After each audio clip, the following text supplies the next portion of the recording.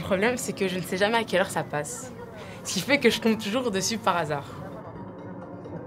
En zappant, comme ça, je suis tombée dessus et je me suis rendu compte que c'était des jeunes en fait qui faisaient leur propre émission. Et certaines émissions, on voyait bien que c'était pas des jeunes expérimentés. Dans d'autres, on avait l'impression que limite c'était un truc de formation pour être plus tard journaliste.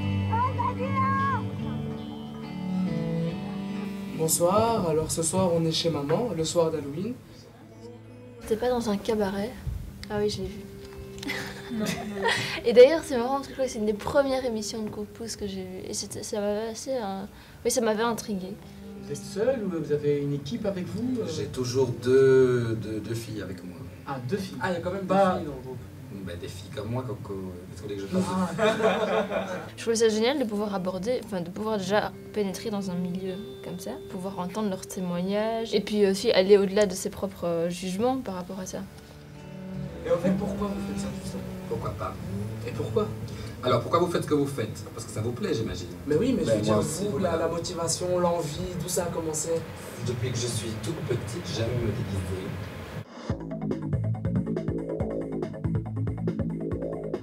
Je me rappelle plus du titre, c'était une émission sur les écoles élites, écoles ghetto. Et j'avais vraiment apprécié les thèmes abordés en fait et la manière dont c'était tourné. Il y avait un gars on le suivait un peu lui dans l'émission. Il était vraiment touchant parce qu'on voyait qu'il avait eu plein de difficultés, qu'il essayait vraiment de s'en sortir. Donc ça m'a quand même marqué.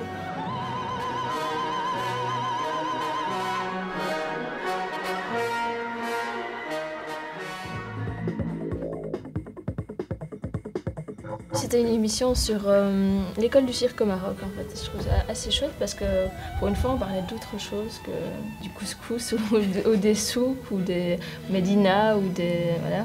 Et je trouvais ça chouette de souligner l'existence aussi d'écoles du cirque au Maroc et l'importance aussi qui était donnée à ces gens-là. Je suis très contente parce que c'est la première école de cirque qu'on trouve au Maroc. Et maintenant je suis artiste et j'ai réalisé mes rêves. Je dois artiste.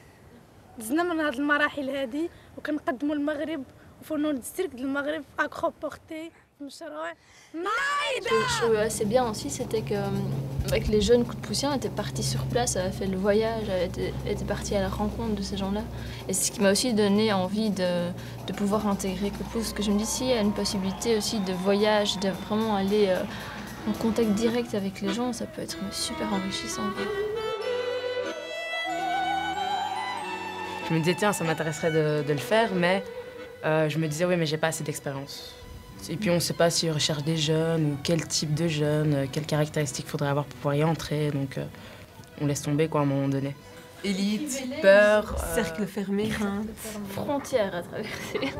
On se dit, mais qu'est-ce que ces jeunes ont fait pour passer à la télé? Est-ce qu'ils ont été pistonnés? Est-ce que quoi? C'est un peu un truc qu'on sacralise un petit peu par le fait de passer à la télé.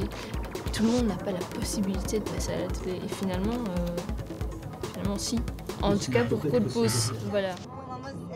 Moi, je suis rentrée chez Coup de pouce grâce à Jaïda, donc qui est un membre assez actif de Coup de pouce depuis quelques temps.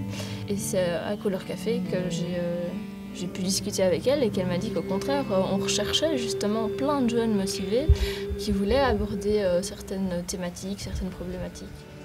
Liberté d'expression, enrichissement, expérience, diversité, pluralité, solidarité, interculturalité.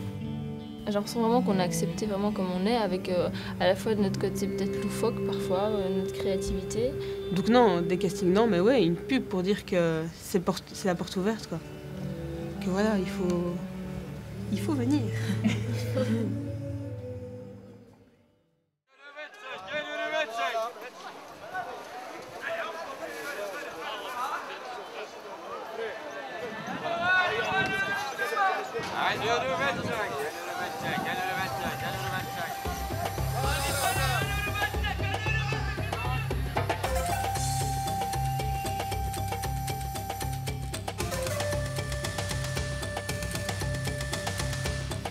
Le tigre de Sumatra est l'une des espèces les plus menacées de la planète et il ne vit qu'ici, dans les forêts tropicales de Sumatra. En moyenne, un tigre doit manger entre 25 et 35 kilos de viande par semaine. À Sumatra, Les proies préférées du félin sont le cochon sauvage et le cerf. Mais le tigre mange tout ce qu'il trouve.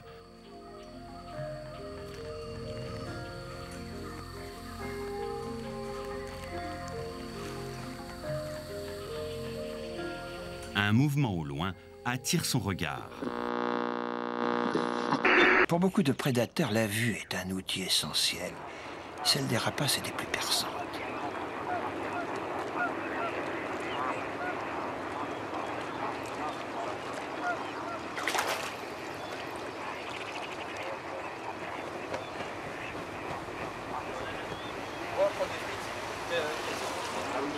Aigles, criards et renards tenteront aussi leur chance.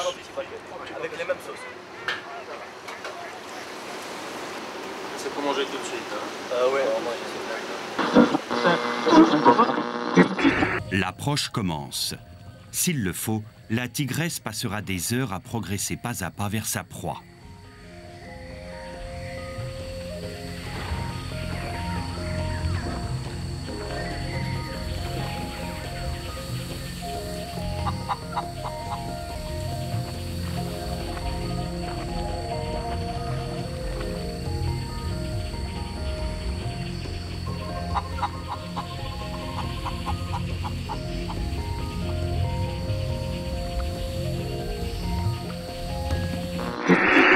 Modèle d'opportunisme, le goéland laisse rarement passer une occasion de capture.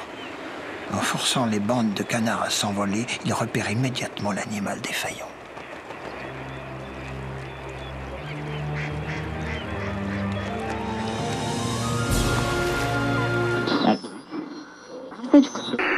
Il a fallu des millions d'années pour que l'évolution parvienne à ses caractéristiques et pour que la population du tigre s'épanouisse dans de nombreuses régions.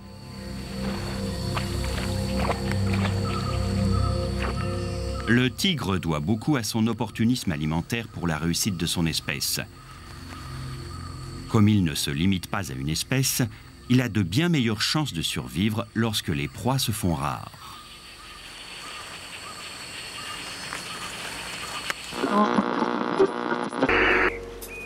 L'équipement est une chose, la stratégie en est une autre.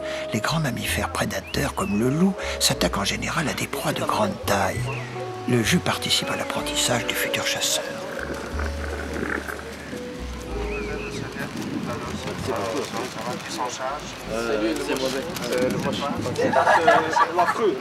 C'est lui le chef? Non, c'est lui le chef. C'est moi le chef. En pleine course, un tigre peut atteindre les 70 km/h.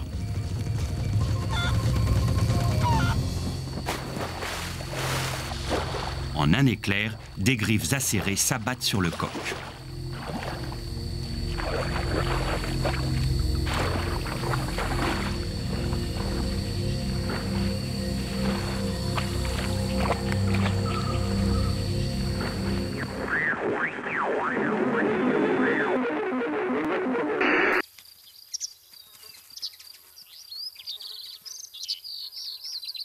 Chez les mammifères, c'est l'odorat qui joue le rôle le plus important.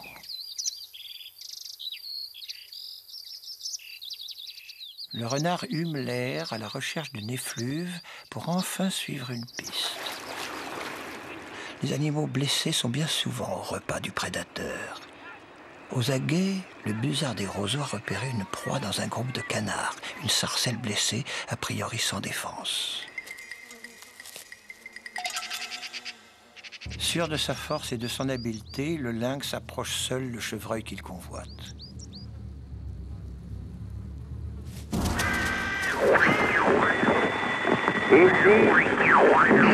Il attaque et retient sa victime avec ses canines aiguisées et des muscles maxillaires d'une force de plus de 70 kg par centimètre carré. Les humains sont trop grands pour être considérés comme des proies.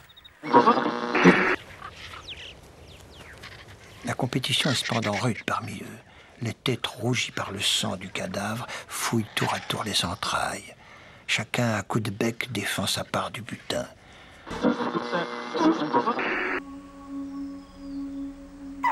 Fait curieux mais typique, le reste du troupeau observe la scène à distance.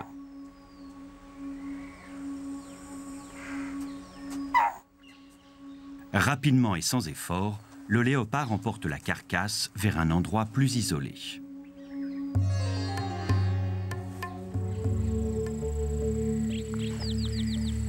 Le prédateur mettra 40 à 45 minutes pour avaler entièrement sa victime.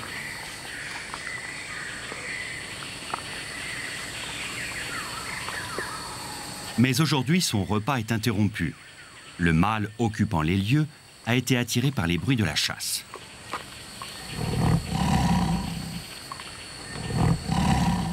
Non loin, la tigresse qui l'après-midi précédente s'était enfuie avec sa proie se repose.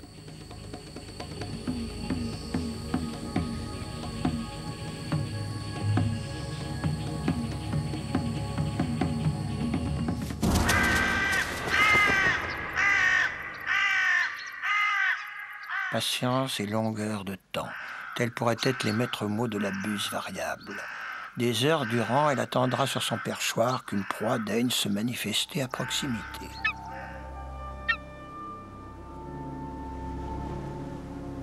La décision est prise, la proie est à portée suffisamment grosse.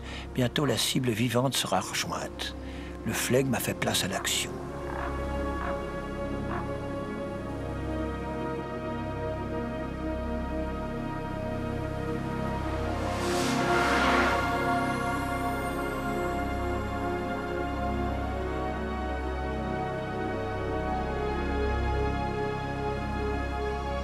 Le succès n'est pas toujours au rendez-vous.